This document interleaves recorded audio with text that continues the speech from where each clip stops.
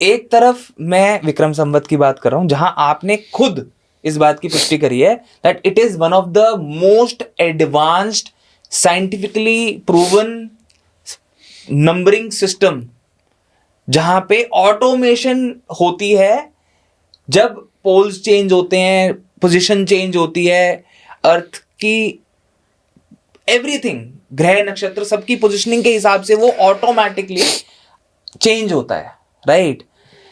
On the other hand मैं एक ऐसे सिस्टम पे बिलीव कर रहा हूं जिसको कल कोई आएगा उठ के और बोलेगा कि ये भी सिस्टम बदल गया, तो ये तो फिर वही वाली बात है ना जो उन सर ने बोला था कि ये तो एस्ट्रोलॉजर्स को छोड़ो, ये तो मेरी भी जिंदगी को बिल्कुल हिला देने वाली बात है कि कल मेरा सब कुछ ही बदल जाएगा। मैं दो चीजों को आंसर करता हूँ। पहले आपके सवाल को आंसर करता हूँ, फिर दूसरा आंसर। राइट। देखिए, जिस दिन ये सिचुएशन आएगा और जरूर आएगा, अभी बात करूंगा कब आएगा, बट ये सिचुएशन बहुत दूर नहीं है, हम इसको जरूर देखेंगे और जल्दी ही देखेंगे। अच्छा, हम भी देखेंगे। वाह, क्योंकि हम से बहुत दूर ये सिचुएशन नहीं है, हम जहाँ पे हैं उस सिचुएशन के पास में।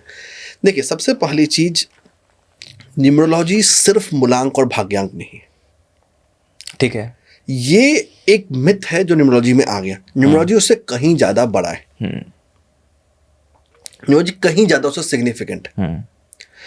डेट ऑफ बर्थ आपके न्यूमरोलॉजी का एक सबसे बड़ा एलिमेंट, एक छोटा सा कंपोनेंट मात्र, सब कुछ नहीं है जी। हम एक पैरेलल ड्रॉ कर देता हूँ।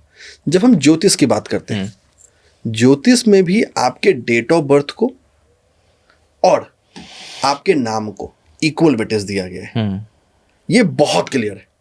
ये एस्ट्रोलॉजर्स ने अपने ओपिनियन से कर दिया, नहीं डेट ऑफ बर्थ बहुत इंपॉर्टेंट है, नाम इंपॉर्टेंट नहीं है। जबकि जितने हमारे ज्योतिष के क्लासिक्स हुए, क्लासिक्स का मतलब वैसी किताबें जो कम से कम 4-5 हजार साल पहले लिखी गई है, सबने नाम को इक्वल इंपॉर्टेंस और इक्वल सिग्निफिकेंस दिया है। पहली चीज। अब आते हैं न्यूमरोलॉजी में। न्यूमरोलॉजी भी यही बात कह रहा है कि भाई दोनों इक्वल है, कि दोनों का इंपॉर्टेंस है। आपकी बात ही बिल्कुल सही है कि अगर कल को कैलेंडर बदल जाएगा तो हमें इसको बदलने की जरूरत पड़ेगी, और ऐसा इतिहास में हो चुका है। ऐसा नहीं कि पहली बार हो रहा है, इससे पहले इतिहास में ये काम हो चुका है कि इतिहास। तो एक चीज समझने की जरूरत यह है कि जितने कैलेंडर्स की हम बात करते हैं, अगर हम पिछले लगभग 5-7 हजार साल की बात करें जिसका एक रिटन इतिहास हमको मिल जाएगा, उस रिटन इतिहास में क्या हम देखें तो लगभग 200 से 250 कैलेंडर सिस्टम्स हुए, और हर कैलेंडर सिस्टम का अपना ज्योतिष हुआ है। आज जिस विक्रम संवत को हम मान रहे हैं, यह विक्रम संवत सिर्फ 3000 साल पहले आया है।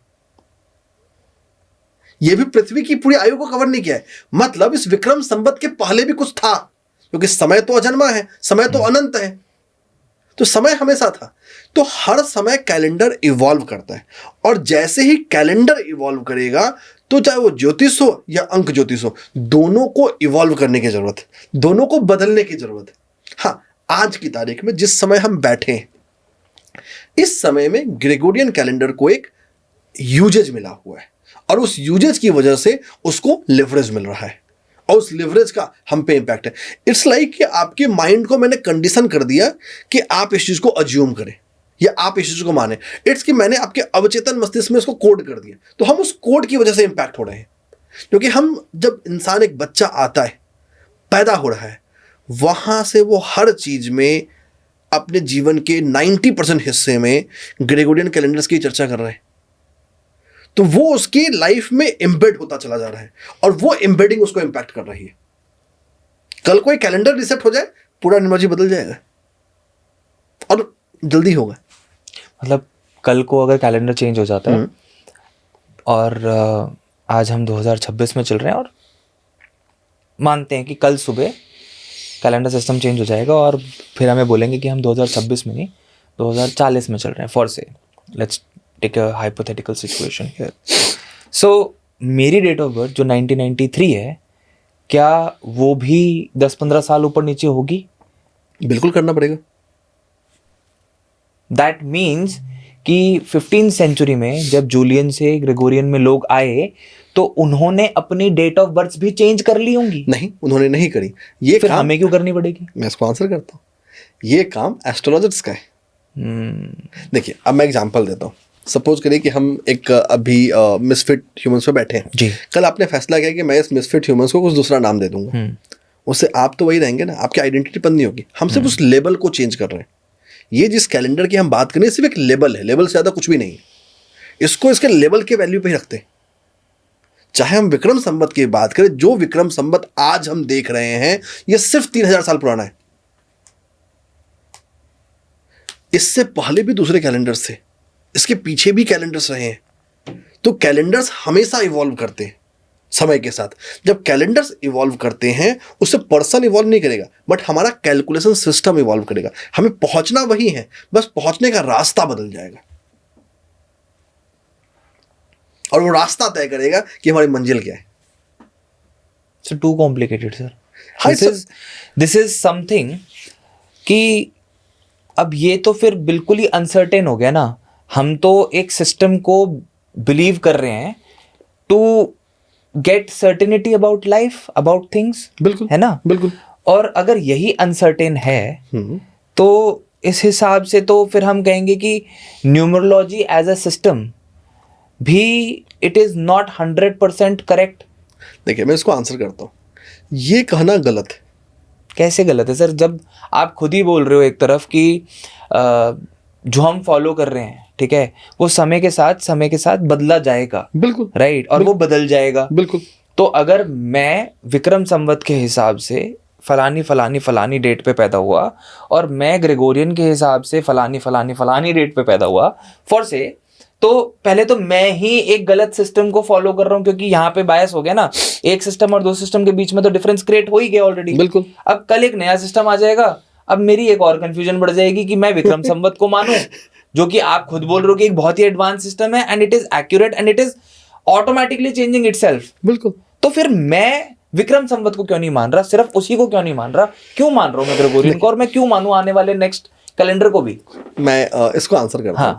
देखिए जब हम विक्रम संवत की बात करते हैं ना, तो विक्रम संवत भी क्या है, 2083 है, 2083 है, मतलब लगभग 2100 साल पहले आया है। उससे पहले क्या था भाई, ये सोचने की जरूरत है ना कि अगर हम विक्रम संवत को 2083 माने, जो है, मानना नहीं वो है, ठीक है, तो विक्रम संवत भी तो लगभग 2100 साल पहले आया है।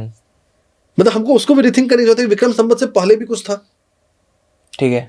देखिए ये जो कैलेंडर के नाम है, चाहे वो विक्रम संवत हो, चाहे वो शक संवत हो, चाहे वो ग्रेगोरियन कैलेंडर हो, चाहे जूलियन कैलेंडर हो, चाहे वो हिजरी सत्र हो, ये सारे के सारे सिर्फ लेबल है।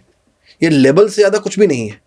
इसके पीछे जो छुपा है वो छुपा है समय को पढ़ने का तरीका, कि आप उस समय को पढ़ेंगे कैसे, उस समय को जानने का तरीका। और वो तरीका क्या है? वो तरीका it's a mode of a scientific precision, कि आप उस समय को पढ़ते कैसे। उस समय को पढ़ने का तरीका 3 हो सकता है। एक तो सूर्य, क्योंकि एक कांस्टेंट है, इटर्नल है, ठीक है। दूसरा चंद्रमा, और तीसरा आपको एक रेफरेंस पॉइंट चाहिए स्पेस में, जो आपको हेल्प करे, जिसके कॉन्टेक्स्ट में आप हर चीज को डिफाइन करें, जिसको रेफरेंस पॉइंट अपना बनाए, जो आपका एक नक्षत्र है, जो आपके पंचांग का एलिमेंट है, जिसको आज हम पंचांग समझते हैं, बट उसको ये भी समझ सकते हैं कि पंचांग ना एक ऐसा टूल है, एक ऐसा माध्यम है जो मुझे समय को समझने में मदद कर रहा है। सो बेसिकली आप एस्ट्रोनॉमी की बात कर रहे हो? बिल्कुल, राइट। एस्ट्रोनॉमी है तो एस्ट्रोलॉजी है, बिल्कुल, और हमें एस्ट्रोलॉजी पे पूरे रूप से विश्वास करना चाहिए, बिल्कुल, अगर हमें अपने सिस्टम को सही तरीके से समझना है। बिल्कुल।